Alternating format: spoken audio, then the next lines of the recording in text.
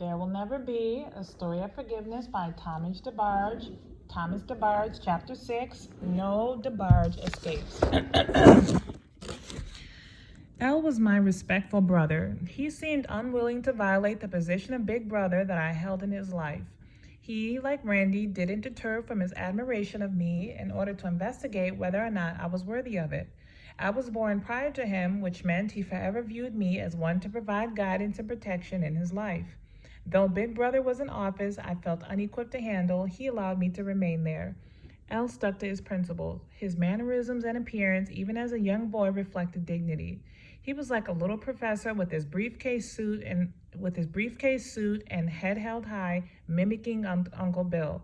He couldn't hide his eagerness to learn. He was an intellectual with a mind saturated with creativity, trapped in the cave of torment like the rest of us. I remember Al actually showing an interest in schoolwork, something I could never focus on. I couldn't seem to understand anything my teachers taught. I could barely read, write, or do math, which made me feel dumb. Back in that day, there weren't any standards set to make sure a kid was learning, so I passed on from one grade to the next without much knowledge. Al seemed to take that part of his life into his own hands. He involved himself fully in things that interested him. I didn't know what kind of grades he was getting in school, but to me, he was smart. I recall him attempting to work on science experiments. Imagine that with all the chaos going on in our house. We were the science experiment. Despite what seemed to be Al's greater measure of intelligence over mine, he never tore me down or berated me because of my lack of smarts. He was a young man of integrity, but found that it didn't really account for much in a chaotic environment. He tried to live by the rules, but the DeBarge standard wasn't normal. Al was close enough in age to observe the abuse Bobby and I suffered. I remember catching a glimpse of him during an episode of abuse. He was just a little boy sitting on the couch with legs not long enough to reach his feet to the floor. Daddy was knocking me around for something I had or hadn't done. Al sat there watching in silence, his face blank as if he were attempting to apply an understanding to Daddy's brutality. Al formed personal relationships with each of his brothers and sisters without outside influence, which would be his way with all people later in life. What he thought about a person was just what he thought, and no one could sway his opinion. He took the time to gather information before he formed an opinion instead of jumping on board with a lie or what might appear to be obvious. He had a unique way with words, as Bunny did. He even managed to form a bond with Bobby, which was an almost impossible obstacle that he changed into a surmountable challenge. He knew how to meet a person on a common plane. I stayed away from home as much as I could each day, but I wasn't so far removed that I couldn't see El's focus scatter as he went to war during adolescence with the same spiritual forces I battled. Anger presented itself along with promiscuity. Regardless of what he tried to be, he was of DeBarge blood. Some patterns of thought weren't going to go out of him except by persistent, concentrated effort and incredibly strong faith. My brother James and I were just 6 years apart. He was taller than the other kids in the neighborhood that were his age. He was sensitive, and at first acquaintance to strangers, he came across as being shy. He was quite a storyteller like Daddy. He could really put an exciting, humongous edge on the retelling of an event that made me want to listen all the way through. I would try to retell his tales, but I could never tell them like he could. Overall, by the time James was old enough to be hanging around the neighborhood, I was already entering manhood, or so I thought. All of us brothers fought one another. James, however, seemed to have received a death sentence with the brotherly circle because Daddy singled him out as the son he favored. James was Daddy's obvious pick out of his bunch of sons. Daddy came home from periods of absence as a truck driver looking for his son James. He would hug him and sit him on his lap and talk kindly to him. Being the favorite meant James received an extra dose of conflict from his brothers once Daddy's head was turned. Randy and I would destroy the toys Daddy would bring him. We'd then laugh as James cried over his broken things. Bobby was the one James really had to worry about. He felt James had stolen something from him. He reasoned that he should have held that special place in Daddy's heart that James occupied. Bobby believed the special attention James received from Daddy rightfully belonged to the oldest son. If he couldn't get it, then he'd get revenge. Daddy had displayed no affection for Bobby, only a sense of drudgery that led Bobby to see himself as an emotional strain on Daddy and the source of shame. Bobby thought Daddy felt that way about all of us kids until James came on the scene as a magnet that attracted Daddy's love. None of us believed Daddy was ever capable of the type of affection he displayed for James. Bobby took Daddy's tenderness towards James as a direct insult. Bobby burned with noticeable envy when it came to James, and he picked on him endlessly because of it. He called him a sissy and found fault in everything he did. The grudge grew even more intense as Bobby got older and his beatings from Daddy still continued. Bobby would hit James full strength in his chest just to see him crumble to the ground in pain. He beat him up every chance he got. James would try to fight back, but he was no match for Bobby's powerful blows. Bobby was 7 years older than James and physically much bigger. Fighting a boy so small was ridiculous on Bobby's part. Without verbally speaking the words, he was telling James every day, "You usurped my position in Daddy's heart and you're gonna pay." My compassion kicked in. I felt it wasn't James's fault that Daddy responded to Bobby the way he did. I too wondered what I lacked that brought out so much hatred from Daddy. I didn't blame James though. I took it that there was just something wrong with me. While feeling sorry for myself, I realized James too suffered the same type of rejection that I experienced from Daddy, but from the hearts of his brothers. No one defended him against Bobby, so it was as if he was pushed away by all of us boys. James fought the neighborhood kids a lot. He, like Marty, learned to defend himself as a result of the relations with his brothers. I picked on James to go along with what Bobby was doing. I, however, didn't have the same motivation as Bobby. What happened between Bobby and James was somewhat like the vibe that existed between me and Marty, only 10 times stronger. I at least felt guilt after run-ins with Marty. Bobby, on the other hand, puffed hard after he dealt with James and would then set his mind on the next attack. I was on my way home one day and discovered Bobby with his foot raised high to stomp on James's head. His coldness had advanced to a point that had me in awe. Seeing my little brother lay helpless on the porch at the foot of Bobby's pride drove me from a paralyzed state of fear into action. I stood up to Bobby, and his hatred that day, fury I hadn't known to exist in me, suddenly arose. I shouted at Bobby's name with a voice that sounded rather manly and rushed towards him with my mind made up that I would kill him with my own hands if I had to. I grabbed Bobby by his shoulders and slammed him against the house. At that moment, I forgot I had ever feared Bobby as a big brother. He was astonished by my sudden defiance towards him in defense of James. He thought that I agreed with him in his hatred. I'd never felt towards James what Bobby did, and I should have told him that all along. I simply hadn't been bold enough to state my disagreement. With tears in my eyes, I told him that day to lay off James, and he knew I meant it. Bobby didn't raise his heel to James ever again, but he didn't lighten up on him either. The physical torture James endured resulted in an emotional bondage that developed into an edgy, insecure young man who was unsure of his purpose. Was he supposed to be running towards a goal or running away from danger? Was he Bobby's little brother or Daddy's son? It seemed he couldn't be both. He lived looking over his shoulders.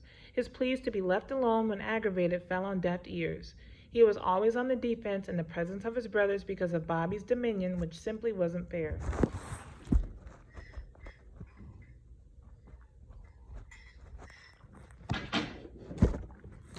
After that day on the porch, I wanted to tell James I loved him and I was sorry for not only my behavior but Bobby's too. I could never seem to find the right words to express those kinds of feelings though, so I went on mocking him, laughing at him until he cried, but watching closely to be sure Bobby stayed in the boundaries I'd set. Deep beneath the pain, I knew Bobby loved James too. Love was the end to all the rivalry in our home, but it was like a butterfly that we longed to catch in a glass jar. None of us had the skills to snatch it up.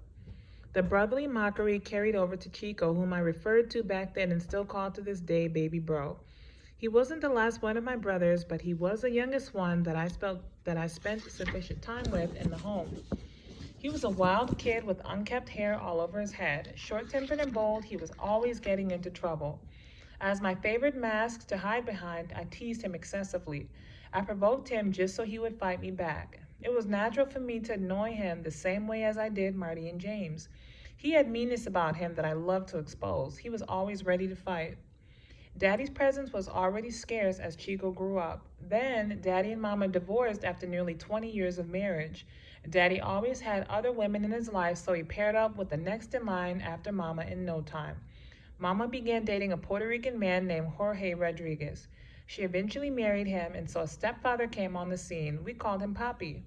He was the man that Chico, Daryl, and Peaches came to know as a father. They were the lucky ones not having to grow up with Daddy as I did. Once Daddy was out of Mama's life, he was out of the lives of his children too. He didn't visit regularly, nor did I reach out to try to remain a part of his life. I was out on my own as a teenager prior to Poppy entering Mama's life. Until my time of departure, I had held the position of being the male example in Chico's life, along with Bobby and Randy. There was something about Chico that just made me think of anger, like he was a summary of all the anger I had felt over the years of my youth. Baby Bro wasn't as easy to overpower as Marty and James had been. He took my attempts at controlling him only momentarily. Once he understood that he had to defend himself against me, that was exactly what he did. I always engaged him in roughhousing. He put up a good fight each time. He was determined to make it clear that his brothers weren't going to take their frustrations out on him. As he matured, he seemed to enjoy fighting more than being at peace. He didn't battle simply to get a person off him. The purpose behind his blows was much deeper. He was mad about things that weren't right within his family, which became the resentment that supported his aggressiveness. Physically, Baby Bro was fully capable of winning when he fought. He was a warrior. He fought and won. Not once did I see him lose a scruffle in his youth, but inwardly, like me, the battle was lost from the start. Emotionally, he stood wide open for attack with no weapons to win the war. The breakdown of love in our home and then the breaking apart of the family when Daddy left was all the intensity he needed to hurt someone. He was foolhardy on a mission to protect himself, and he was uncontrollable when he lost his temper. He fought me one final time when he was 15 and I was 24. He beat my butt like I was a helpless old man. He was all grown up as far as I was concerned, and I left him alone after that. Finally, Carol and Daryl were twins born to Daddy and Mama. We were 12 years apart in age and had little interaction. They were just babies during my teen years when I had a one-track mind to get out of Daddy and Mama's house. Pressures of adolescence distracted my thoughts from their existence. They didn't get a lot of attention from me. My attempts at being a big brother had pretty much ceased with Baby Bro. Only 3 years of my life were spent in the home after the birth of the twins. Therefore, Daryl escaped my personal torment.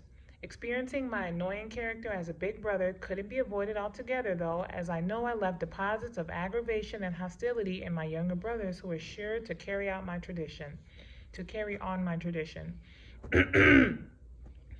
The twins also couldn't hide from the battle in their own minds that would always be there as a part of the family legacy. Bitterness unleashed negative thoughts and actions that no DeBarge child could escape. They were sure to experience anxiety and anguish as the past left a filthy residue for them to roll around in. Still, they had it made as far as I was concerned because they didn't have to deal with Daddy. They had a specific advantage I envied in that they were able to claim a man as a daddy without having to expose his... They had a specific advantage I envied in that they were able to claim a man as daddy without having to experience his wrath. I felt it had been my duty to overcome certain demons in order to keep my younger brothers and sisters from being attacked. Obviously, I had failed. It was a domino effect. When Daddy and Mama didn't perform their assigned spiritual duty of protecting their children from unseen forces, wrong thoughts and behaviors filtered down to us kids. One sibling right after another, bad habits got a hold on us. The error that our parents didn't deal with hit us like a major earthquake. The ground was shaking so hard it was all we could do to grab hold of something to keep the earth from swallowing us alive. I don't believe any of us knew what was taking place naturally or supernaturally. Reflecting back, my brothers and sisters and I were like a football team. I was one of several teammates who refused, for reasons of the obvious distractions, to assume my position on the field, which allowed the rival team to take the lead. Instead of being each other's strengths, we became one another's weakness. Our quarterback was love, and because our worship was faulty, love was trampled, leaving us with no power to carry us on to victory. With the quarterback down, the opposing team, Satan himself, with the lust of the eyes, the lust of the flesh, the pride of life, and all of his idolatrous splendors, stood in a position of authority over us. Without any sugarcoating, this is a heritage no DeBarge child was able to escape. All right, and next is Chapter 7, last but not least, Big Brother Bobby. Make sure you like this video. I see people watching my videos but not liking. Make sure you like this video and make sure you subscribe to my channel, and also leave me some commentary on my reading. Negative and positive comments are welcome. Just give me some feedback on how my reading sounds. The next chapter is Chapter 7, which is called Last but not least, Big Brother Bobby.